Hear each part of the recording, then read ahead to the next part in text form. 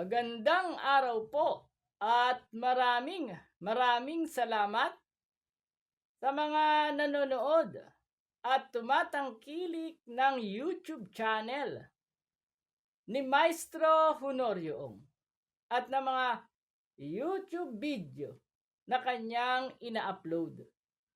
Maraming salamat po. At ngayon ay nasa huling linggo na tayo ng buwan ng Nobyembre. At malapit na naman ang Kapaskuhan. Kaya binabati ko kayo ng isang maligaya at masaganang Pasko. At ngayon ay matatanggap nyo na naman ang inyong libre at walang bayad na weekly horoscope. At tulad ng dati, 2-in-1.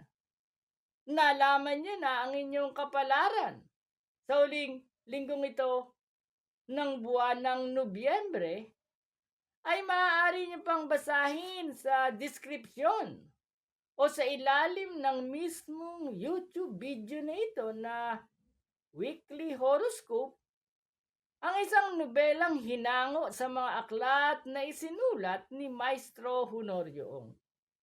Actually ay nagsulat na tayo ng unang aklat, Ang Sikreto ng Iyong Kapalaran. Ikalawang aklat, Ang Sikreto ng Iyong Kapalaran. Ikatlong aklat, Ang Sikreto ng Iyong Kapalaran. At ikaapat na aklat, Ang Sikreto ng Iyong Kapalaran. Kung wala ka pang sipi ng nasabing mga aklat na isinulat ni Maestro Honorio, bilang patikim ay pinaglilingkod natin ang isang nobelang hinango sa nasabing mga aklat, ang serialized novel hinggil sa sikreto ng okultismo at mistisismo. Ang nobelang ito'y hango nga sa mga aklat na isinulat ni Maestro Honorio ay pakikipagsapalaran ng isang binatilyo na nagnanais magkaroon ng kapangyarihan. Kaya't hinalugog niya ang lumang baol ng kanyang lolo Damiang Agimat na iniingatan naman ng kanyang tatang na si Sabater. At nang wala ang matanda, palihim na binuksan ni Aryabhata ang antigong baol at binasa niya ang mga nakalagay doong mahiwagang aklat at mga iba't ibang paraan ng paano magkakaroon ng kapangyarihan. At sa ngayon ay nasa 73 labas na tayo ng sikreto ng okultismo at mistisismo. At kung hindi mo nabasa ang unang labas, ikalawang labas, ikatlong labas, hanggang sa makarating ka sa 73 labas, ay balikan mo lang ang mga nakaraang weekly horoscope. At hanapin mo doon ang unang labas, ikalawang labas, ikatlong labas, pagduktong-duktungin mo na mababasa nga sa ilalim ng YouTube video na ito na weekly horoscope hanggang makarating ka sa 73 labas at tapusin mo na rin ang ating serialized novel na lagi mong subaybayan kasabay ng weekly horoscope na ito. At siyempre pa, sa mga nagnanais na malaman ang kanilang kapalaran ng libre at walang bayad, inaanyayahan ko kayong manood ng Date kay Maestro Live sa social media platform ng Pahayagang Bulgar o sa Facebook ng Bulgar na kasama ko ang maalindog at magandang si Miss F tuwing Friday o Biyernes 5:30 p.m. onward. Sa nasabing programa, libre mong matatanggap ang pag-aanalisa ng iyong kapalaran. Hindi ka na magbabayad ng mahal. At siyempre, comprehensive ang approach. Palmistry, numerology, signature and handwriting analysis, dream interpretation, at marami pang iba. Kaya join na kayo sa Date kay Maestro Live na mapapanood tuwing Biyernes 5:30 onward sa FB Live ng Pahayagang Bulgar. At ngayon ay matatanggap nyo na ang inyong libre at walang bayad na weekly horoscope upang alamin ang inyong kapalaran hinggil sa sex, pag-ibig, love life, salapi, negosyo, career, travel, family, swerteng kulay, swerteng numero, at marami pang swerteng darating sa inyo sa huling linggong ito ng buwan ng Nobyembre. Kaya nood na! Weekly Horoscope, November 23 to 29, 2025. Aris, silang isinilang mula ika-21 ng Marso hanggang ika-19 ng Abril. Laging mataas ang iyong ranggo sa kahit anong bagay ang mapasukan mo. Kahit saan ka pumunta, laging mataas ang iyong posisyon. Dahil ang salitang mababa ay wala sa iyong kapalaran at sa iyong tadhana. Kaya naman, sa linggong ito, ayaw at sa gusto mo, matataas ding mga swerte at magagandang kapalaran ang ipagkakaloob sa iyo ng nasa itaas. Lalo na sa larangang may kaugnayan sa karir,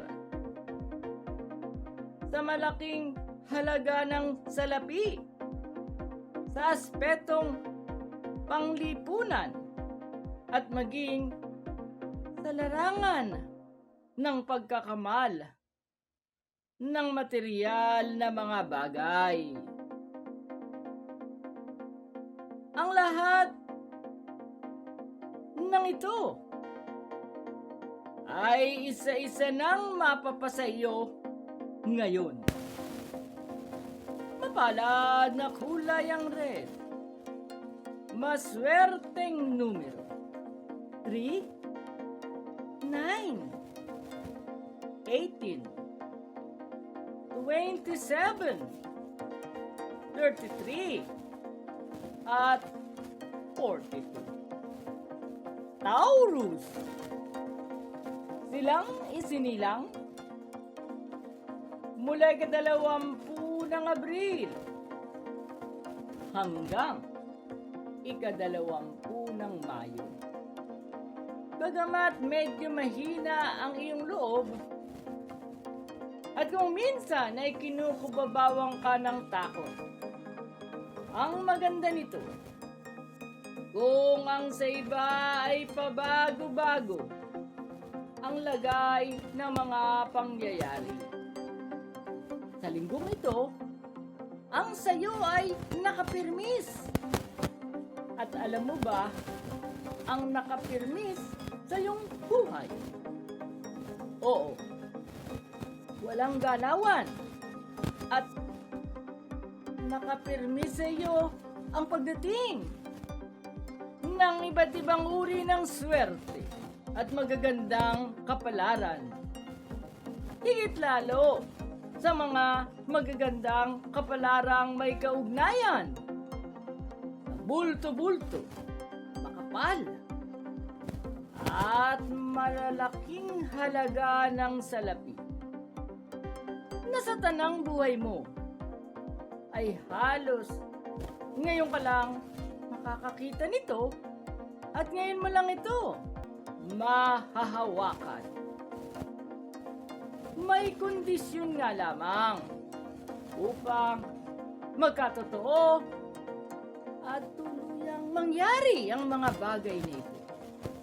Gawin mo pa rin ang dati ng mga pagtulong sa mga mahihirap at ang pagdedebosyon sa kinabibilangan mong simbahan ay sadyang napakalaki pa ring faktor upang tuloy na mapasa iyo ang limpak-limpak at bulto-bultong maraming talagang halaga ng salapi. Mapalad na kulay ang lilac. Maswerteng numero. 6, 12, 24, 31, 36, at 45. Gemini, silang isinilang mula ika-21 ng Mayo hanggang ika-21 ng Hunyo. Sa linggong ito, nakagugulat ang magaganap sapagkat sa mga araw ding ito magbabalik ang mga swerte mong nagbibigay sa iyo ng labis na kasiyahan. Sa ngayon din, maging ang mga mahal mo sa buhay na nasa malalayong lugar ay makakabahagi sa iyong mga swerte at magagandang kapalaran. At ang magagandang kapalaran pang ito, ang mga swerte mo, ay hindi lamang mangyayari sa huling linggong ito ng buwan ng Nobyembre. Bagkus, tuloy-tuloy ang buhos ng mga biyaya at sari-saring mga blessing hanggang sa susunod na buwan ng Disyembre. At magtutuloy-tuloy pa ang pagdating ng mas maraming magagandang kapalaran sa pagbungad ng taong 2026. Mapalad na kulay ang gray. Maswerteng numero. 1, 4, 10, 13, 28, at 31. Cancer, silang isinilang mula ika-22 ng Hunyo hanggang ika-22 ng Hulyo. Sa linggong ito, yung iba dahil sa sobrang kabaitan ay nauuto at sinasamantala ng mga taong mauutak, ng mga taong maangas, at ng mga taong mapanglamang sa kapwa. Pero ang sa iyo ay hindi ganon. Sa halip, dahil sa sobrang bait mo at may mabuting kalooban, marami ang tutulong at maniniwala sa iyo. Ang mga taong ito na maniniwala sa iyo sa huling linggong ito ng buwan ng Nobyembre ay ang sila ring magbibigay sa iyo ng malalaking swerte at magagandang kapalarang may kaugnayan sa malaking halaga ng salapi at may kaugnayan din sa isang wagas at maligayang pakikipagrelasyon. Mapalad na kulay ang pink. Maswerteng numero. 2, 7,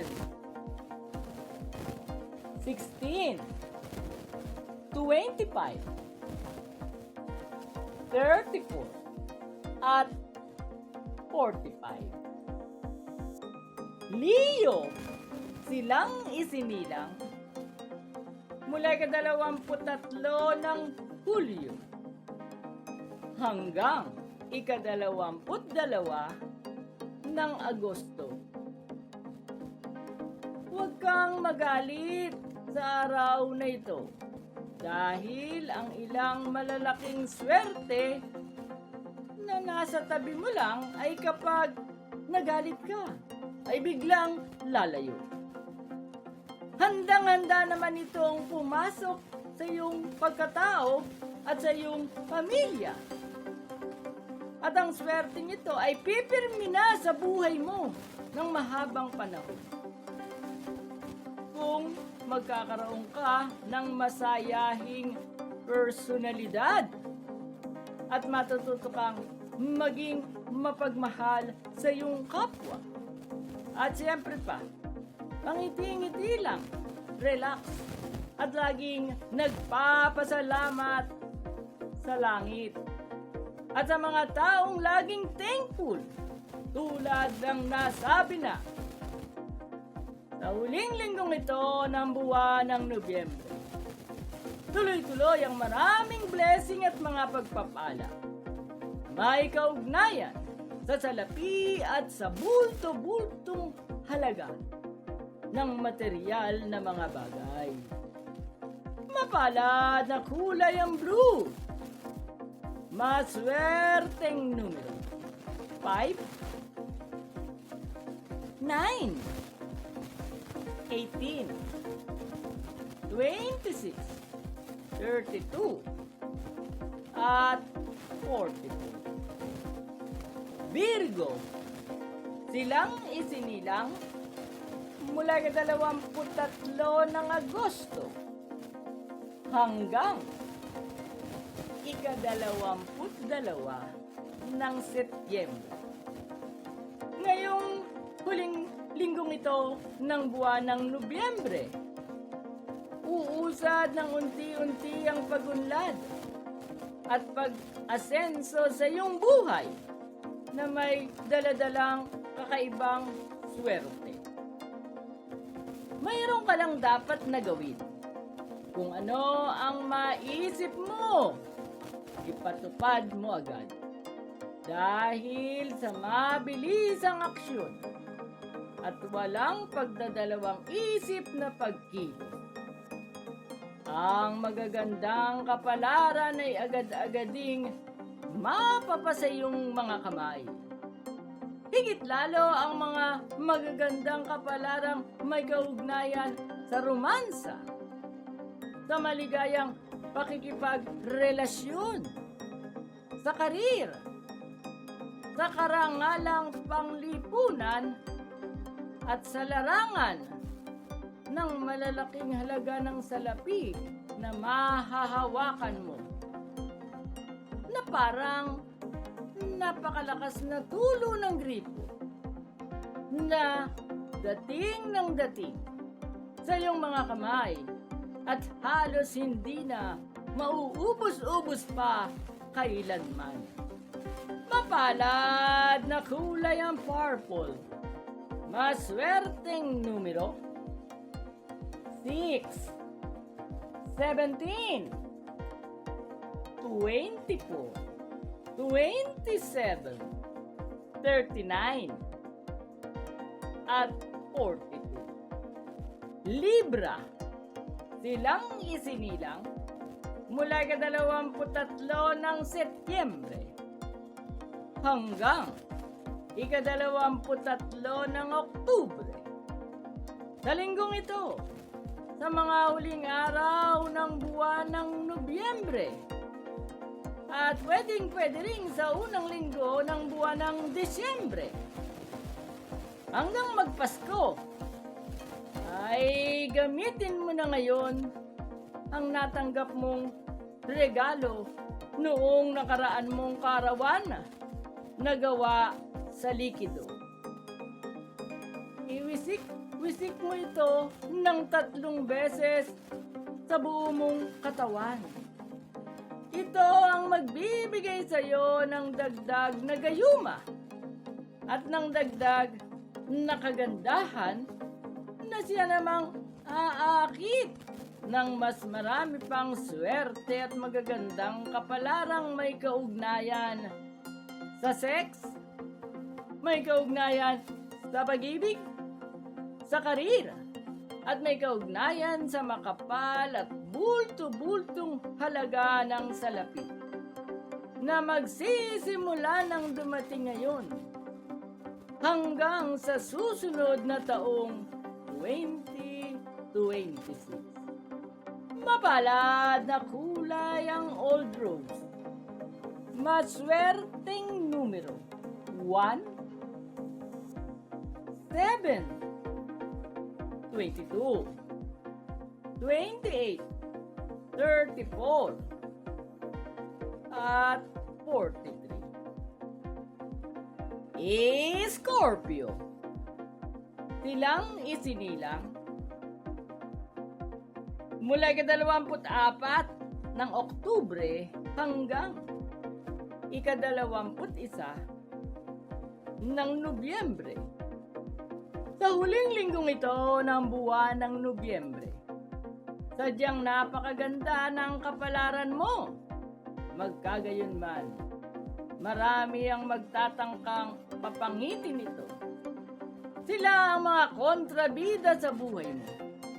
Kaya lang, dahil ang langit mismo ang iyong kakampi, ang mga taong naiinggit sa iyo at gustong papangitin ang kapalaran mo ay wala silang magagawa.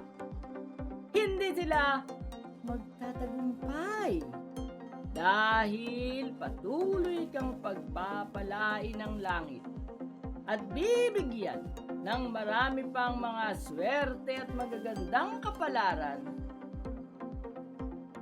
sa mga araw na ito at sa mga susunod na mga araw sa unang linggo ng buwan ng Disyembre. At tuloy-tuloy ang iyong mga pagpapala hanggang sa susunod na taong 2026. Oo, magagandang mga kapalarang may kaugnayan sa pakikipagrelasyon, sa pamilya, sa pag-ibig, malapitan at malayo ang mga paglalakbay. At higit sa lahat, na malulutong at makakapal na bagong imprentang salaping papel ang mahahawakan mo na ngayon. Mapalad na kulay ang olive green. Maswerteng numero 3, 15, 19, 29, 38, at 42. Sagittarius. Silang isinilang mula ika-22 ng Nobyembre hanggang ika-21 ng Disyembre. Matayog ang iyong pangarap na masasayang lang dahil ayaw mong lakasan ang iyong loob. Sa halip, sa linggong ito, bibigyan ka ng langit ng kakaibang sigla at lakas ng loob upang magawa mo ang mga bagay na noon mo pa gustong-gustong gawin. Gawin mo na agad at huwag kang matakot. Ang nasa itaas ang aalalay at gagabay sa iyo. At dahil ang nasa itaas ang umaalalay at gumagabay sa iyo, sa kahit anong larangan, tiyak na ang iyong malaking tagumpay at ganap at hindi mapipigilang pagyaman. Mapalad na kulay ang burgundy. Maswerteng numero 8, 11, 20, 26, 33, at 45. Capricorn, silang isinilang mula ika-22 ng Disyembre hanggang ika-19 ng Enero. Hindi ka dapat matukso sa mga bagong bagay at bagong pananaw na iaalok sa iyo ng mga taong nasa paligid mo. Mas mabuti pa rin ituloy mo lang yung sinasabuhay ng mga formula at mga gawain mo sa ngayon. Yung bang diskarteng sinop-sinop lang. Parang langgam. Kahit maliliit at pas isa-isa. Walang tigil naman sa pag-iipon ng mugmog, ng kanin, ng asukal sa gabi't araw. Hanggang sa lalo pang lumago ng lumago ang kanilang bundok ng mga pagkain. Gayahin mo ang langgam. Tulad ng dati mo ng formula. Kahit maliit lang at pasinop-sinop lang. Yun ang dapat mong ipatupad. Oo, sa linggong ito, hawak mo na ang tagumpay. Ang tagumpay na ito ay may kaugnayan sa isang napakalaki at napakaraming yaman na nakatakdang mapa sa iyo. At ang yamang ito na sadyang inilaan sa iyo ng langit bago ka pa isinilang ay siguradong mararanasan mo na ngayon. Basta't sundin mo ang formula. Sinop lang. Mapalad na kulay ang orange. Maswerteng numero 1, 4, 17, 25, 31, at 44. Aquarius, silang isinilang mula ika-20 ng Enero hanggang ika-18 ng Pebrero. Kung ang iba ay naghihintay ng himala, pero nainip na sila ng kahihintay, ay wala pa rin nangyaring milagro. Ang sa iyong karanasan ay kakaiba. Sa huling linggong ito ng buwan ng Nobyembre, hindi ka man naghihintay ng himala. Mamamangha ang mga nanonood sa iyo at pati na rin ang sarili mo. Sa isang idlak, maraming mga may himalang swerte at dambuhala at ubod-laking mga magagandang kapalaran na may kaugnayan sa material na bagay at sa aspetong pangpinansyal. Ang bigla at bulto-bultong darating nang hindi mo inaasahan, at ang mga biyayang ito na bigla at bulto-bulto talagang mahuhulog ay magmumula mismo sa langit. Tuloy-tuloy pang lalago ng lalago ang iyong kabuhayan hanggang sa ikaw ay yumaman na ng husto. Mapalad na kulay ang aquamarine.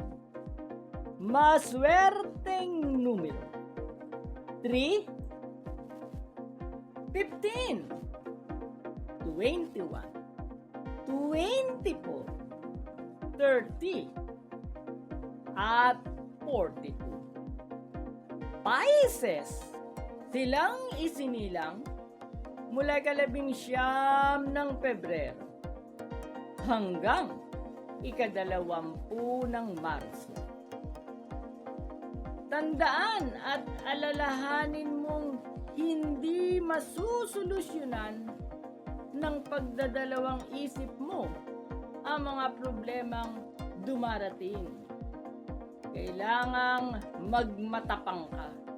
Kailangang maging buo ang loob mo.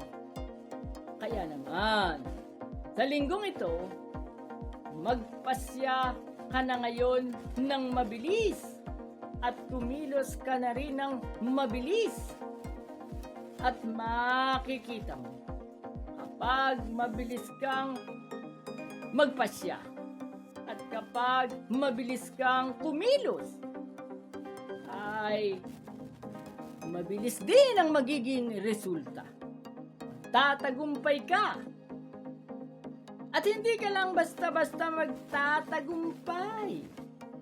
Sa halip, sa huling mga araw na ito ng buwan ng Nobyembre at sa mga unang araw ng buwan ng Disyembre, hindi ka lang basta-basta magtatagumpay. Sa halip, may bonus pang malalaking swerte at magagandang kapalarang ikagugulat mo. Dahil ito ay may kaugnayan sa pag-ibig, sa mainit na pakikipagrelasyon, sa malayuan at malapitang mga paglalakbay, at sa malaking halaga ng salapi na noon mo pa hinihintay na darating, ay ngayon lang dumating. Ngunit ang kakaiba nito, mas marami at mas doble sa inaasahan mo ang iyong mahahawakan ngayon. Mapalad na kulay ang ochre yellow. Maswerteng numero 5, 17, 25, 28, 32, at 44. Maraming salamat po sa nanood ng Weekly Horoscope. At siyempre, huwag kakalimutang mag-subscribe at pindutin ang notification bell o notification button upang lagi kayong update sa mga YouTube video na ina-upload ni Maestro Honorio Ong. At ang ating pinaka-latest na playlist ay ang Prediction 2026. Ay malalaman mo sa nasabing YouTube video kung sino ang magiging pinakamaswerteng zodiac sign sa taong 2026. Ay nailabas na natin. Kung ikaw naman ay isang Scorpio, ay nilabas na rin natin ang magiging kapalaran ng Scorpio, sa partikular sa taong 2026. At sa kasalukuyan ay umiiral ang zodiac sign na Sagittarius. Kaya kung ikaw ay isang Sagittarius advance, na malalaman mo na rin ang iyong kapalaran sa pagpasok ng 2026, pasyalan mo lang ang ating playlist na Prediction 2026.